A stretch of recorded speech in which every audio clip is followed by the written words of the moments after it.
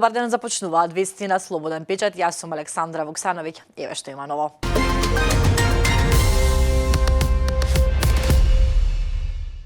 И утро во Скопје е меѓу најзагадените градови во Европа, пети поред, со индекс на загаденост од 114. Најзагадено е во општина Центар, каде индексот на загаденост е 230. Директорот на клиниката за пулмологија, доктор Оливер Зафировски, вели дека состојбата е алармантна, бидејќи загадувањето на воздухот во Скопје се повторува секоја година со ист интензитет, а пациентите со хронични белодробни заболувања се тие што најмногу ја плаќаат цената.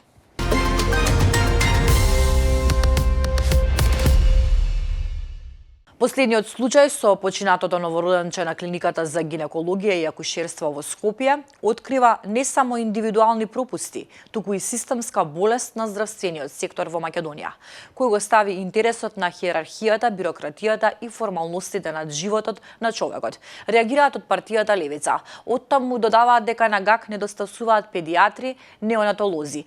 Од партијата бараат итна, независна и транспарентна истрага од јавното обвинителство за сите аспекти на овој случај. Одговорност за директорката доктор Ирина Алексиовска Папестиев и педиатарката доктор Емилија Бадева и сите кои прикривале информации.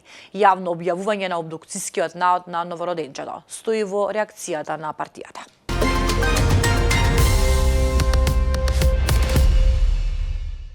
Интересни имиња меѓу пријавените за прв човек и членови на ДИК. Заврши рокот за пријавување на конкурсот за председател, подпредседател и 5 членови на Државната изборна комисија. Пристигнати се пријавите на вкупно 15 кандидати. А специфично е тоа што една личност може да се пријави за само една, но и за сите три функции. Покрај старите волци, поранишните председатели и членови на ДИК, Александар Даштевски и Борис Кондарко. Меѓу пријавените и се поранишниот вице-премиер за евроинтеграција Бојан Маричик, како и поранишната заменичка на министерот за правда Викторија Мадик Аврамовска, пишува Телевизија 24, која го објави целиот список на пријавени кандидати за функциите.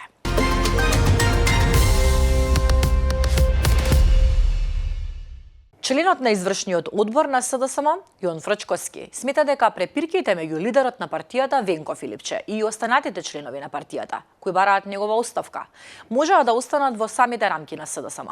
Оценува дека екс-градоначалникот и поранешен функционер на партијата Петре Шилегов не требаше да реагира јавно, само еден ден по изборот на новото раководство на СДСМ. Мене ми е криво што и нашиот член стана дел од тие вести. Има возможност да го искористат неговото мислење за повторно да избегаат од проблемите со кои се соочуваат и немаат одговор, рече Фрчковски во емисијата Аргумент Плюс.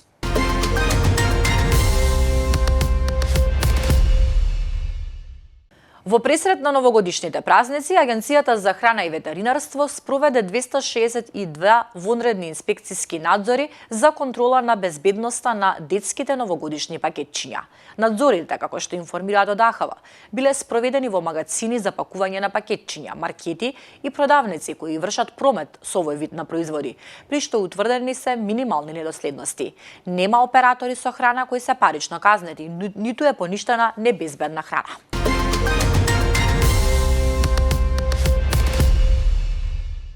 Пред Зимзолент и општината молчи.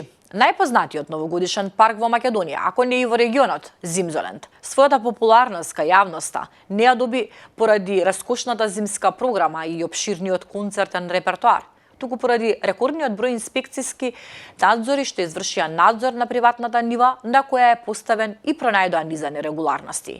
Во фокусот во изминатиот период, освен Скопската зимска бајка, е и локалната самоуправа пред чиј нос се сместен овој светлечки зимски базар, кој 2 недели го игнорираше, а тоа е општина Аеродром. Предметот беше оформен пред 3 дена, а за сега од обвинителството за Слободен печат велат дека постапката се уште е во тек и се испитува, но не одговорија дали се чепка и во општина Аеродром, како една од надлежните институции во издавањето дозволи за Зимзолент. Темата е на Филип Николов.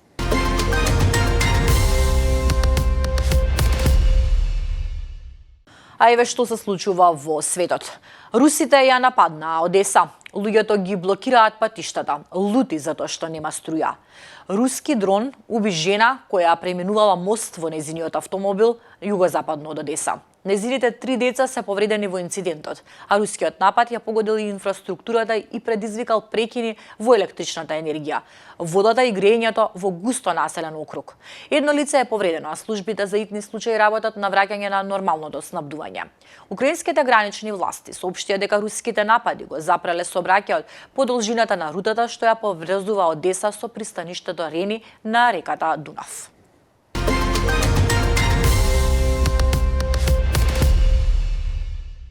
Шефовите на држави и влади на земјите од Европската Унија постигнаа компромис за идното финансирање на Украина. Како што објави германскиот канцелар Фридрих Мерц по самитот на ЕУ во Брисел, Украина ќе добие бескаматен заем од 90 милиарди евра од ЕУ.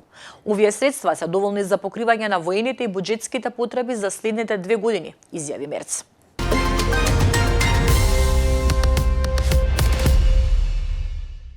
Председателот на Соединетите Американски држави Доналд Трамп денес ја суспендираше програмата за лотарија за визи за разновидност, позната како лотарија за зелена карта, преку која осомничениот за пукање на Универзитетот Браун и убиството на професорот на МИТ влегол во Соединетите Американски држави.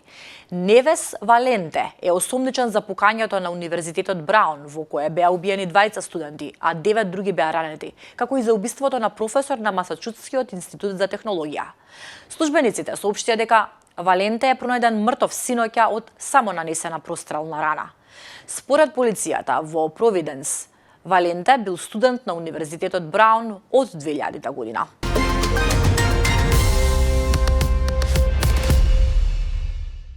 Седум мажи за кои се верува дека имаат идеолошки врски со двајцата напаѓачи во терористичкиот напад на плажата во Бонди во неделата се уапсени во југозападниот дел на Сиднеј.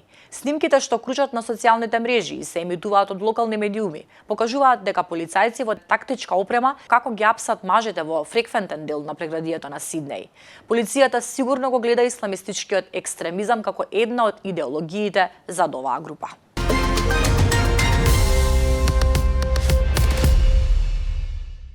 Председателот на САД Доналд Трамп во четвртокот потпиша извршна наредба со која може да се прекласифицира марихуаната како помалку опасна дрога и да се отворат нови можности за медицински истражувања. Значајна промена во федералната политика за дроги, што ја приближува до пристапот што веќе го применуваат многу сојузни држави. Со оваа промена, марихуаната би била тргната од сегашната класификација како дрога од список 1, каде што се наоѓа заедно со хероинот и со ЛСД.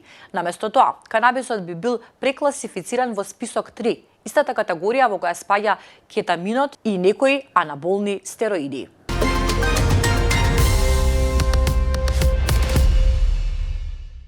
Денес се слави најчестата слава во македонските домови – Свети Никола. Храната треба да биде подготвена ден однапред. Домаќините треба да скршат славски колач и да ги понудат гостите со пченица, а се верува дека и треба да се даруваат најмладите, бидејќи приказната за Дедо Мраз потекнува од дарежливоста на Свети Никола. Свети Никола е најчестата слава во македонските домови. Се верува дека овој светец е заштитник на домот и на сиромашните, а именден слават Никола, Коле, Николај, Ники, Николина. Во православната вера, славите се молитвено прославување на еден светител, кој се води како личен или заштитник на семејството и на домот. На овој ден, семејството заедно со гостите го величат светителот кој што го штити домот во кој се слави празникот. За многу години, Свети Никола. Тоа беше се во овие вести. Ви благодарам на довербата. Останете и понатаму низ содржините на slobodnpečat.mk.